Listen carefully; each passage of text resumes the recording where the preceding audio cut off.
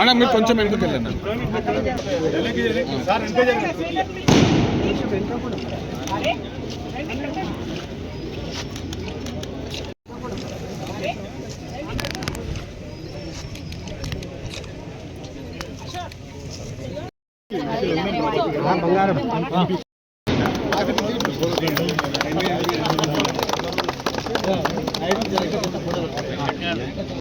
Corporation body mayor గారు, deputy mayor గారు, కార్పొరేటర్లు అందరూ కూడా కలిసి కాలనీ అసోసియేషన్ వాళ్ళ సహకారం తీసుకొని చాలా బాగా డెవలప్మెంట్ చేసే ప్రయత్నం చేస్తున్నారు.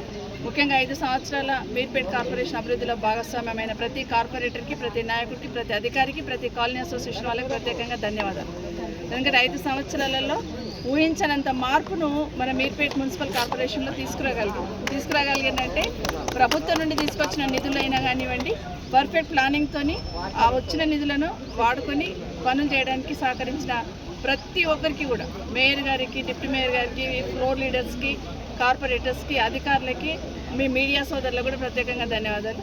ఆ విధంగా చేయగలిగినాం కాబట్టి ఈరోజు మీర్పేటలో ఉన్న 3 చెరువులను చేసుకోగలుగుతున్నాం, మెయిన్ రోడ్ చేసుకోగలిగినాం. వైండింగ్లో ఇబ్బంది అయినా చాలా వరకు వాటర్ లైన్స్ కేసీఆర్ గారు వారి ప్రభుత్వ హయాంలో దాదాపుగా 370 కోట్ల రూపాయల వాటర్కి ఇంటర్నల్ లైన్స్ వేయడానికి కానీ, వాటర్ ట్యాంకులు కట్టడానికి కానీ ఇచ్చినారు. కాబట్టి ఈరోజు జనాభా పెరుగుతూ ఉన్నా కూడా వాటర్ సమస్య లేకుండా చూసుకోగలుగుతున్నాం.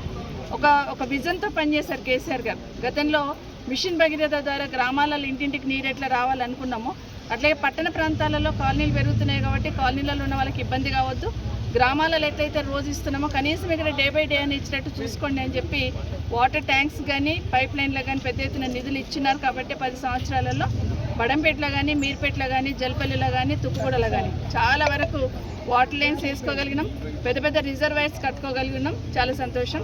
ఇదే రకంగా భవిష్యత్తులో కూడా ఈ కాలనీస్లు అన్నీ కూడా అభివృద్ధి కావాలంటే ప్రభుత్వ సహకారం అవసరం.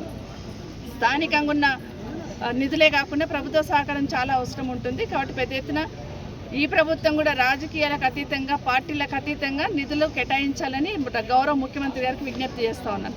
తర్వాత రేపటి నుండి సర్వే అంటూ ఉన్నారు. రేషన్ కార్డులు ఇవ్వడానికి సర్వే, పెన్షన్ ఇవ్వడానికి సర్వే, ఇంకా అన్ని ఇవ్వడానికి సర్వే అంటూ ఉన్నారు. కనీసం రైతు బంధు ఎన్నిక కూడా సర్వే అంటూ ఉన్నారు. నేను అడిగేది ఏంటంటే ప్రభుత్వానికి, గత 10 సంవత్సరాల నుండి కేసీఆర్ గారు ప్రతి రైతుకి అకౌంట్లలో డబ్బులు వేస్తున్నారు కదా, మళ్ళీ సర్వే ఎందుకు అనేది ఒకసారి ఆత్మవిమర్శ చేసుకోవాలని కోరుతా ఉన్నాను.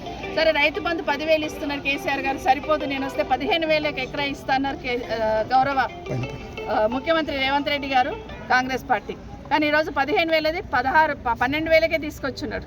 అంటే ఎన్నికల కన్నా ముందు ఎన్నికలు అవుతున్నాయి, పోలింగ్ అవుతుంది అన్నప్పుడు ఇప్పుడు మీరు తీసుకుంటే 10,000 వస్తాయి, ఎలక్షన్ కాగానే 15,000 ఇస్తాను ఒక మాట ఇచ్చున్నారు. కానీ ఈరోజు ఆ మాటలే నీటి మూటల్లాగా మళ్ళీ ఇప్పుడు 12,000కే వచ్చినారు. తప్పకుండా రైతన్నలందరూ గమనిస్తూ ఉన్నారు. కానీ ప్రతి రైతు కూడా ఇవ్వాలని కోరుతా ఉన్నాను. ప్రతి ఎకరా కూడా మున్సిపల్ కార్పొరేషన్లో దాదాపు 90 వార్డులలో ఇనాగ్రేషన్లు, 9 వార్డులలో ఇనాగ్రేషన్లు, దాదాపు 5 కోట్ల 40 లక్షల 40 కోట్ల 5 కోట్ల 40 లక్షల వర్క్స్ ఇనాగ్రేషన్స్ అవుతున్నాయి.